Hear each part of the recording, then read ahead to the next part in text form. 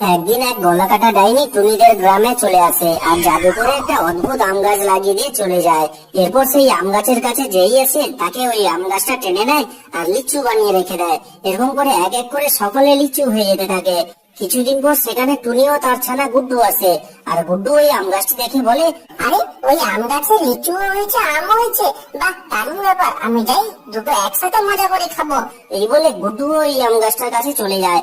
আর দেখা যায় গুড্ডুকেও আম গাছটা টেনে নেয় আর লিচু বানিয়ে রেখে দেয়। আর তখন টুনি তার ছানাকে হারিয়ে নিজেকে কন্ট্রোল করতে না পেরে সেই আম গাছটার কাছাকাছি চলেই যাবে। ঠিক সেই সময় সেখানে একটা তান্ত্রিক মশাই উপস্থিত হয় আর বলে, টুনি, তুমি ভুলেও ওই আম গাছটার কাছে যেও না। তুমি গেলে তুমিও সারা জীবন লিচু হয়ে থেকে যাবে। এখন তুমি তোমার ছানা ও বাদবাকি বন্ধুদের ফিরিয়ে আনতে পারবে, তবে তার জন্য এই ভিডিওটিকে লাইক করে চ্যানেলটি সাবস্ক্রাইব করতে হবে। কি ছোট্ট বন্ধুরা, ভালো লেগেছে? তাহলে এরকম ভিডিও আরো পাওয়ার জন্য আমাদের চ্যানেলটি সাবস্ক্রাইব করে রাখো।